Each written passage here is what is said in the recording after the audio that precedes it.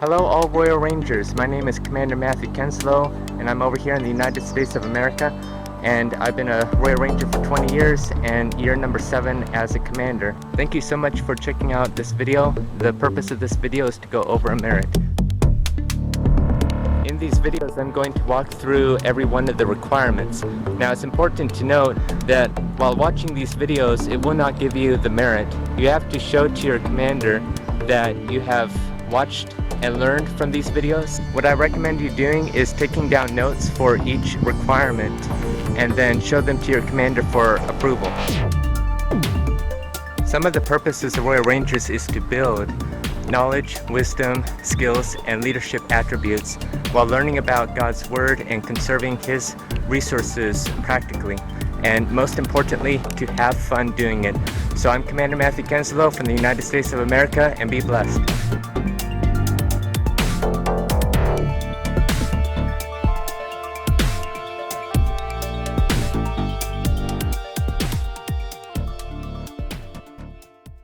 Hi everybody, welcome to Models and Design. Let's start with requirement 1. Define the word model as it relates to cars, trains, planes, and buildings. A model is a very small version of an object that is made out of wood, plastic, or metal, like the ship, the plane, or the car. It's basically a three-dimensional scale representation of something much larger. A scale model means that if the scale is 1 to 10, that means the actual object is 10 times larger. If the scale was 1 to 100, then that means the actual object is 100 times larger. Requirement 2 says give an example describing the history of model making in ancient times. Model making can be traced clear back to ancient days in Egypt and the Middle East, when clay figurines most likely were made for religious purposes.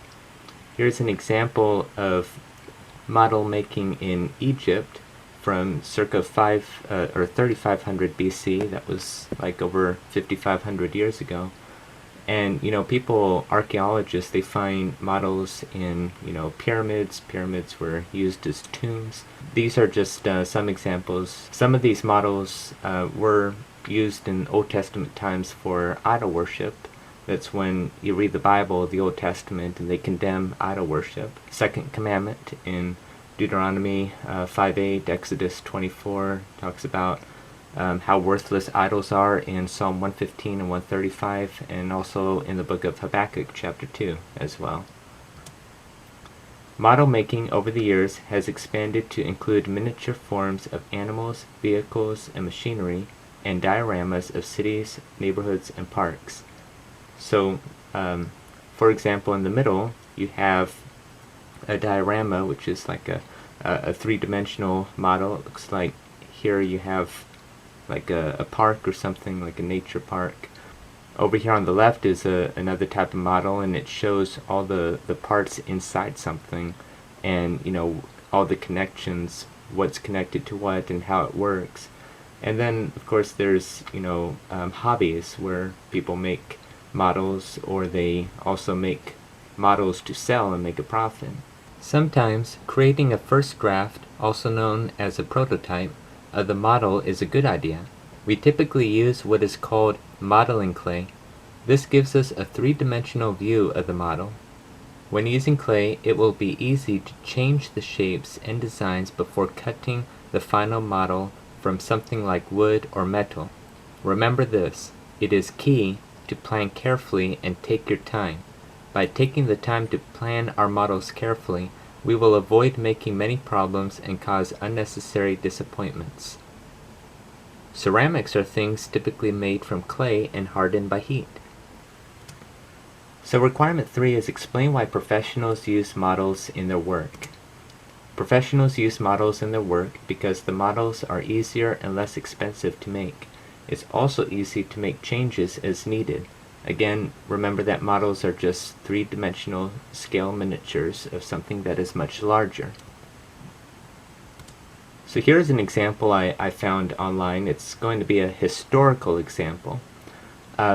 First, with architecture, things start with blueprints. And these are a couple of the original blueprints back in the 60s. They have to get the blueprints approved, and then they make a model to go from 2D to 3D. And after you get the model approved, then you start building. So these are actual pictures of the construction site of the towers. Construction began for both towers in the late 60s. The North Tower was topped out on December 23rd, 1970, followed by the South Tower on July 19th the following year, and they both open in 1973. And now we have what was the Twin Towers of the World Trade Center. Many companies and industries use models as business tools. The main reasons for using models are cost and flexibility. They are less expensive, easy to make, and easier to change in order to create the desired image. Architects use models to show developers, city officials, and new home buyers the home, building, or community they are investing in. Of course, there are models not just for buildings, but also for houses. This one takes into account the topography. If you've taken compass, you know what topography means, but it basically takes into account the elevation. Like this house is sort of built on like this little hill right here, so you got to account for that. Also, there are three-dimensional computer models, which may make it easier. Like if you need a change, you don't have to physically change something. You could change it on the computer, and using a computer, you could zoom in, you could zoom out, you could go from room to room and up or down the stairs. Automobile designers use models to create and introduce new cars and trucks. Movie makers use models in many ways to create effects and scenes that are much less expensive to film.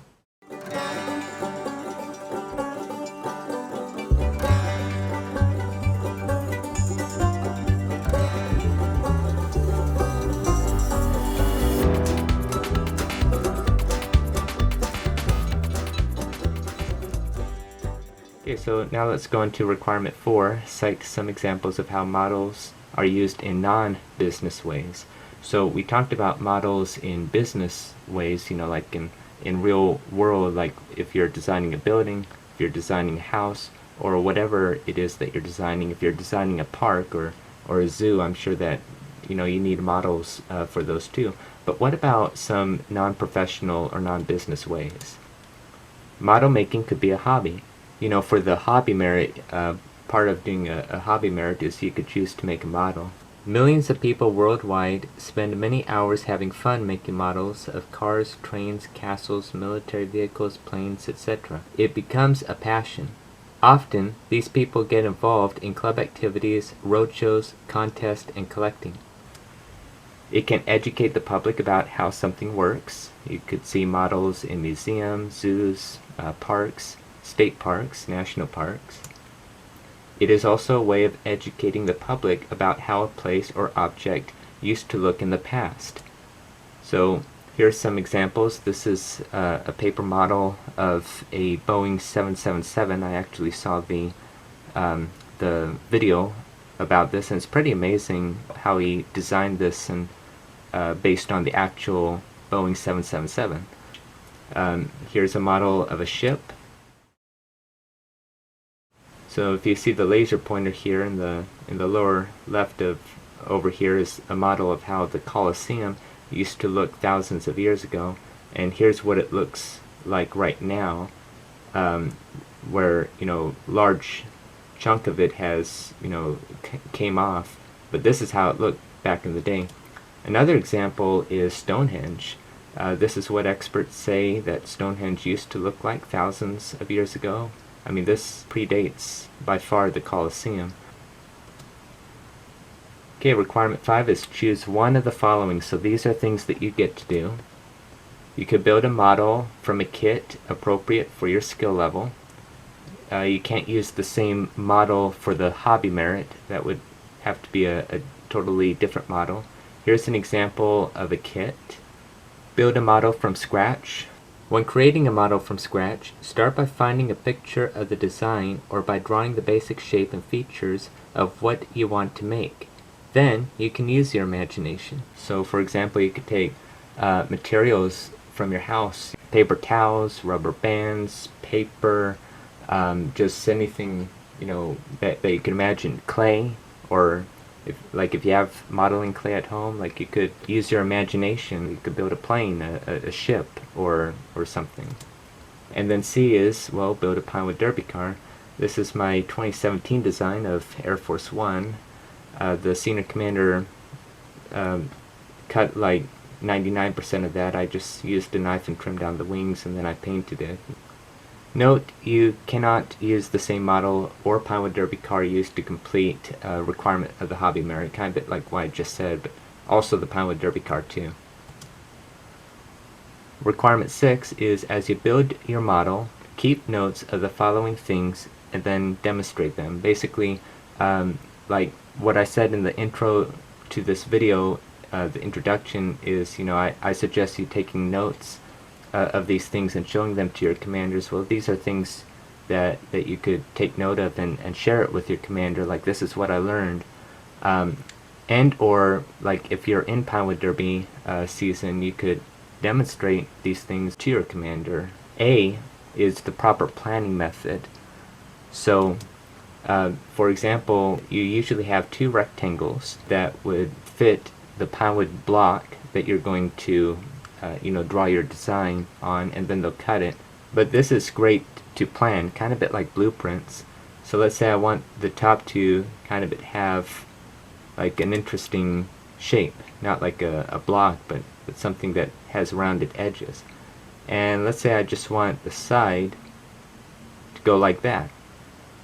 You just come up and over, and then you'll see if you like it or not.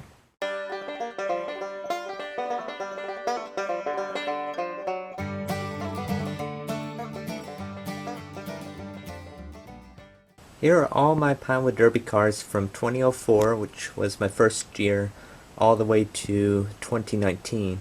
And I usually show this to the boys every year nowadays, or well, now years, and just give them a little lesson about aerodynamics. This was my first ever Pinewood Derby car in for Pinewood Derby 2004. I named it Speed Racer after my favorite show, and this one, I just wanted to have the neatest design with flames coming out. I got a lot of compliments and everything. And same thing with 2005. I just wanted to have the most amazing design. Well, it got time for the race, January 10th, 2004 for this one. And it got on top of the track, and they released the latch, and mine was pitifully slow, both years, 2004 and 2005. And even though I had, I guess, interesting designs and such, complicated designs, it wasn't aerodynamic, and it was very, very slow. In 2006, I started to model mine after Mach 5 from Speed Racer and such. And, you know, I remember that day I was coming out of the truck and ready to go in, and you know, I wasn't that excited because I thought, well, I'm always going to be the slow one. But as it turned out, I got first almost every single time with this car, and there used to be two weights on both sides. I got first, you know, every single time except for like the last three until I was eventually eliminated. I mean, I got first maybe 15 times, and even when it was slow at first, it ended up being first. And I was like wondering what happened or what was different. Well, it's something called aerodynamics, and you see the curve goes up and then down. The air, when it goes down the track, comes up and this way, and it just makes it go faster. There are other factors to make a fast Pinewood Derby car that your commanders may tell you about, but that's kind of the lesson that I learned, and the lesson that I teach boys today when they're about to do their annual Pinewood Derby car race. But I think by far 2006 was the fastest year. This one, just not really pertinent, I just thought I'd want to share. This one is supposed to be modeled after like half of the, or no, 1/4 of the Royal Rangers emblem, so like the gold points, a red point, and 2 of the 8 blue points, just to say. That was 2013, my last year in Expedition Rangers. B is appropriate choice of materials. So, of course, you'll be provided a Pinewood block, wheels and axles, and then the screws. Weights, because every car has to weigh the same. What depends after that is, your design and aerodynamics. And then sandpaper. Now, when I was going through the program, the thing I really remember is sanding. And I just have to sand and sand and sand, and then I always took it to the commander, and they always said, sand some more. So that may be a little memory that, you're going to have to sand a lot on this. There's different grit to sandpaper that you'll probably be provided the option. What you want to do is have the most coarse or rough grit sandpaper, and then get smoother or more fine. Okay, C is the proper and safe use of tools. So the screwdriver for the wheels and axles. Of course, a bandsaw to cut the Pinewood Derby. Usually your commander would do that. And of course, anytime you're working with tools, especially saws, wear safety goggles. Okay, appropriate choice and proper use of adhesives, paints, and finishes. There's primer, then the spray paint, and wood glue. You could also use like acrylic or watercolor paint and a paintbrush if you don't want to use spray paint. You always want to do primer first, because that acts as an adhesive to the paint. Otherwise the paint would chip off. And then there's proper cleanup and storage of all materials and tools. Another thing that you want to do or want to have, especially when working with paint or wood, is something like blankets or a towel or a cardboard box or something like that, so that you don't get the surrounding messy. Okay, finally, number 7 is, after completing requirement 5, do one of the following. Create a method for displaying your model. So these are a couple of ideas. You could hang planes or other aircraft from the ceiling, or build a model for the Pinewood Derby or your Pinewood Derby cars. Run the Pinewood Derby car in a race is the other option. So these are a couple of my pictures I've taken over the several years. This was a district Pinewood Derby or a sectional Pinewood Derby race, and here's a couple of my outpost Pinewood Derby car races. Okay, so a big congratulations. You got a great start on the models and design merit. The next step is to go to your commander and for approval and show them the notes. But a very good job. A big congratulations.